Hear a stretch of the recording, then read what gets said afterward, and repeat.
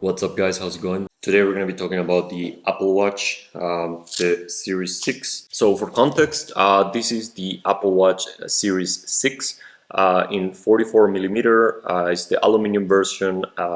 It's just the basic version of the 44 millimeter model. I think this thing released in 2020, around September 2020, and I bought it in April 2021. Yeah, bought it brand new for like $399 at the time. So yeah. Now it's been almost or more than 2.5 years since I bought this watch, and I've been using it pretty much every single day. So yeah, this thing has been on my wrist more often than not for the past 2.5 years. And yeah, I just wanted to make a realistic review, my thoughts on the watch, whether I'm satisfied with it, how it affected my life, whether or not it has improved my life. So let's jump right in. So we're going to be talking about different things. First of all, we're going to talk about my fitness journey before I bought the watch and after I got it, and how my fitness journey has changed since I bought the watch. We're also going to talk about daily use and durability of the watch. Also talk a little bit about the tracking accuracy, the GPS, and also the heart rate sensor, how it compares to like a Garmin GPS I have on my bike, and also a heart rate monitor that goes around my chest. So we're going to talk about that as well. Then we're also going to talk about the software and the ecosystem, how it integrates with my iPhone, and also about the third-party apps that I use. Then we conclude the video with just a general conclusion, what I think about the watch and whether or not it's worth it for you. First of all, let's talk about my fitness journey. Before I bought the watch, I was already a little bit into running, but I wasn't as active as I have become after getting the watch. Definitely, I would say that the watch has improved my sports life. The watch definitely motivated me to go out there and just run, right? Of course, it's not like the watch did the run for me. I still had to go out there and like do the 5K, 10K, or whatever I was doing during the day. It was definitely like a motivating factor to just get out there, because like I'm a huge fan of data and like data visualization, especially when it's about like my performance. So yeah, just knowing that there was like this little guy tracking me and providing me with interesting statistics about my performance, how I improve over time, definitely motivated me to go out there and do stuff. So besides running, I also use the watch for cycling, or I used to use it more, not anymore now, because I have dedicated devices for that. So I have the Garmin Edge 530 for the GPS on my bike, and I also have the heart rate monitor. I'm going to talk about how the heart rate monitor from the watch compares to the heart rate monitor that I use, but more on that later. But in terms of cycling, I think it's still a great device. It does the GPS, it does the heart rate monitor. I mean, if you are really on a budget, you don't really need to have a dedicated heart rate monitor for cycling. I just like to have it. It's also good for running, but I don't use the heart rate monitor for running. I just use the watch. I find it's simpler. It's easy to just put it on and just go out there instead of like having the chest strap. The downside with cycling is that the battery life of this thing, I mean, although it's okay for like for a one-day use, if you're out there for like a long ride, it's gonna take a toll, and it may die on you. I mean, this never happened to me, but I had some close calls. Like I went out for like, I don't know, like a 6-hour ride, and then when I came back home, my watch had like, I don't know, 10%, 5% battery left. So battery life for cycling may be an issue if you're doing those long rides. Yeah, so chapter 2, like I said, daily use. We've kind of already talked about running, cycling. In theory, this can function as an extension of your smartphone. Unlike, I think, like the Garmin smartwatches, you can literally get your email, messages, even like I think write on WhatsApp and stuff, and just use that as your communicating device. You can receive phone calls. For most of this stuff, I actually deactivated the notifications and deactivated these features, because I don't see this as a I mean, it is a smartwatch, but I don't want to be even more connected than I already am with my smartphone. So what I do is I just like mute like email, messages, WhatsApp, everything like that is social media kind of stuff. I just don't use my Apple Watch for that. What is really cool though is that I can receive phone calls on my watch, and this has become handy a couple times. So for example, when I was riding my bike, I was just riding it and I couldn't answer the phone, but I could just tap on my watch and just answer whoever was calling me. So in those instances, I think it was very useful. I don't know if the Garmin watches do this, or like the sports dedicated smart watches do that, but yeah, that's my experience with the Apple Watch in terms of daily use. Let's talk about durability right now. So as you can tell, the watch has this protective case, and there's a reason for that. This is the aluminum version of the watch. As you can maybe tell, sorry, it's not focusing. Here you go. It's the aluminum version in, I think it's called Space Gray for the Series 6. And I don't know if you can see anything. I may provide some pictures, but basically the watch is flawless, in flawless condition. And I think this is mainly because I've been using these plastic cases. I think they're completely worth it. They do add a bit of chunkiness to your watch. It doesn't look as nice as it does without a case, but in exchange you get a much more durable watch. And as you can see, 2.5 years using it every day. I bumped this thing into like the table, the sides of the door frame, like everything. I even dropped it once, and it's flawless. Like there's not a single scratch. I mean, maybe there are, but it's just I don't see it. And I did hit this thing very hard many times, and it's just a nice thing to have. Like this little case, like makes you walk around with your watch worry free and stress free. And I mean, if you compare this with like the Apple Watch Ultra right now, like it's just I would say this even looks nicer even with the case. So bear in mind that the aesthetics are a bit compromised. These cases cost like, I think I bought it for like 10 francs, and you get a set of two. These are like the authentic versions, because you can buy like cheap versions from AliExpress or Alibaba online. I think they're called Alibaba or AliExpress, and they cost like 1 franc or $1 for like a pack of 3. I bought the cheap versions, or the equivalent of this. They look exactly the same, like I kid you not, but they don't last as long. Like sometimes these like very thin spots or very thin areas, like they just break down, or even the painting of the plastic, apparently there's some sort of coat on top. It tends to wear down. This is if you buy the cheap version. Like if you go and spend like a couple or $4 or $5 more per unit, you get this. And I've been using this for like, I don't know, 6 months. I hit this like against like many hard objects, and it looks brand new. If I were to do it again, I would do the same thing, just buy a case, a good quality case, and call it good. In conclusion, I think the watch is fairly durable with the case. I'm not sure it would be without the case, especially the aluminum version, against, you know, like in everyday life, you always just hit your arm against like, I don't know, like the door, the table. Things happen in everyday life, or at least I'm just clumsy, I guess. But even with all the clumsiness, it looks fairly new. Now let's talk about the armbands. So this is the Sports Loop. It's like some sort of fabric. It's not as elegant as other options that are available on the watch, but if you use it mainly for sports and you prioritize comfort, I think these are the best armbands out there that you can buy from Apple. They are super comfortable, and they just put them on and just forget that you have your watch on. Like, I mean, you can still tell that you have the watch on, but it's much more comfortable than what I initially bought with the watch, which are like the sports band.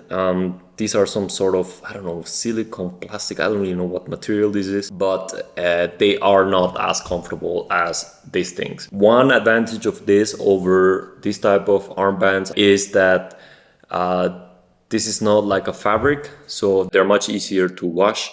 So this one's like, because it's some sort of fabric, like you may think that they stink after like you sweat on them for like 1,000 times, but after almost 1.5 years of using this armband, I think they didn't really stink for quite a while. They actually started stinking a couple of weeks back, and what I did is I just put them in the laundry machine and washed them. Now they don't stink anymore. So I think these are the best armbands out there in terms of comfort and just for sports in general. Of course, you can get this or like other alternatives if that's not your priority, but for me it is. All right, so now let's talk about like the tracking accuracy of the watch.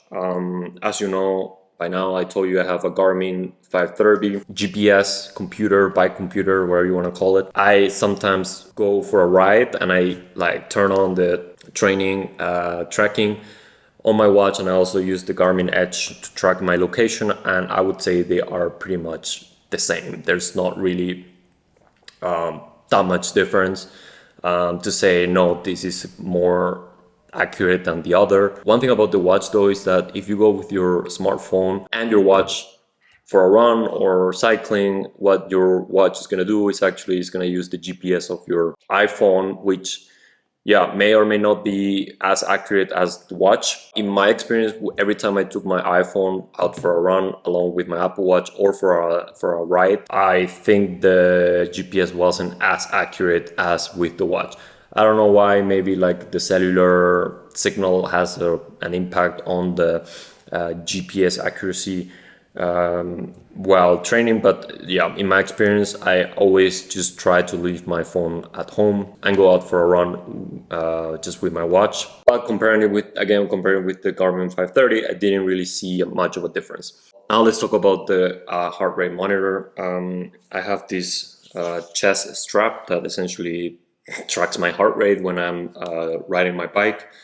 You can also use this for running, but I don't. There's not that much of a difference. If anything, it's like after going for a ride for like 6 hours, like the difference, if anything, is just 1 beat per minute more for like the Apple Watch or for the chest strap. So it's not something that would like significantly or even minimally change your perspective if you use the chest strap or the watch. So in conclusion, I think GPS and heart rate is like super accurate. I also watched a lot of videos online and read a lot of articles where experts who have done more robust tests say that the Apple Watch heart rate monitor is probably one of the best out there for smartwatches, and even the GPS seems to be doing quite a good job in comparison to the competition. In terms of battery life, I already mentioned this a little bit, but basically this is a 1 day battery life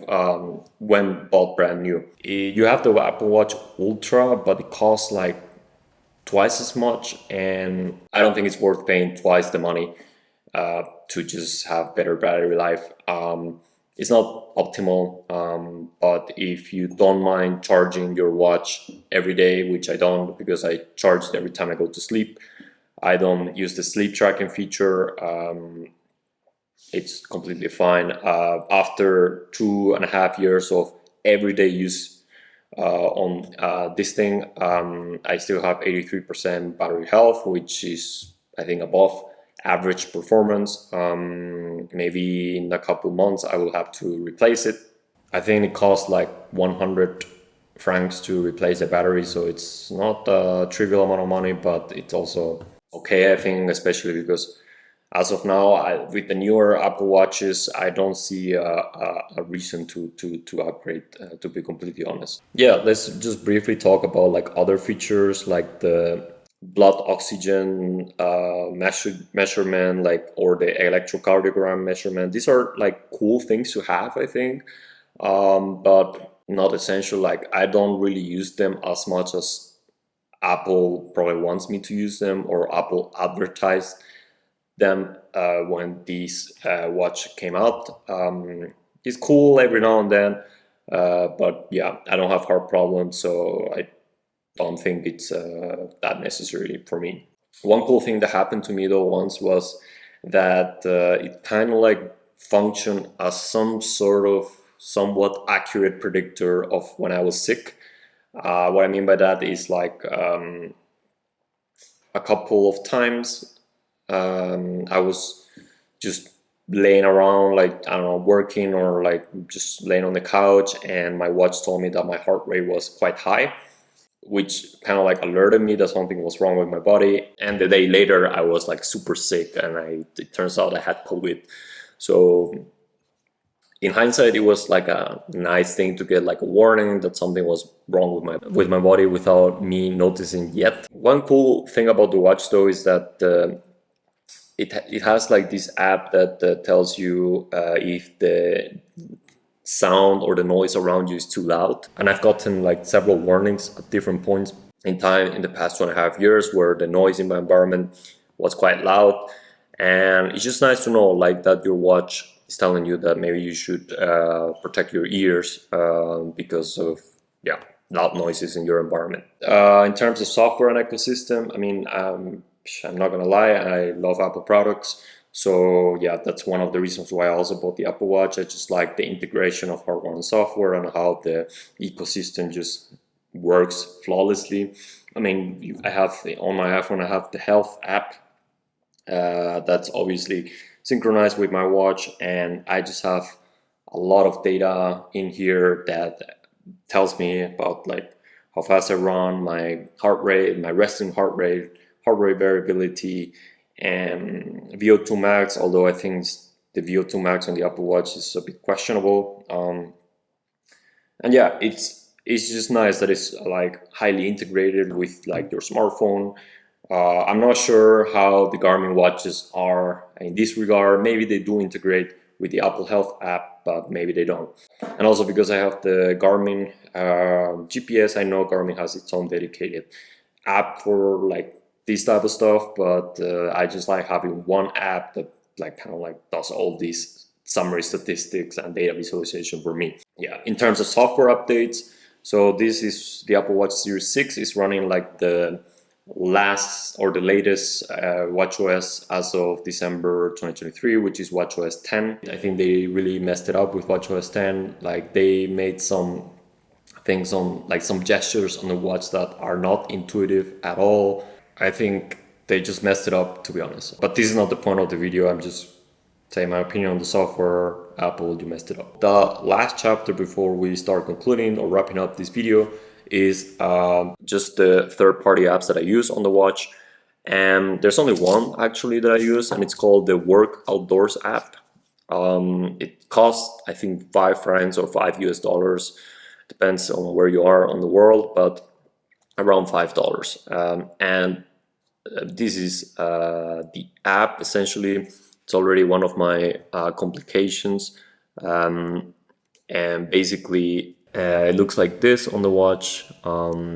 It's a bit intimidating at first, just because like the app, as you probably have heard by now, is like so customizable that it's a bit intimidating at first. The learning curve is a bit steep, but once you get the hang of it, it's quite fun actually. And the main reason why I think this app is worth it is because it allows you to essentially track or have a map and follow a route as you are running or cycling or hiking or whatever you're doing.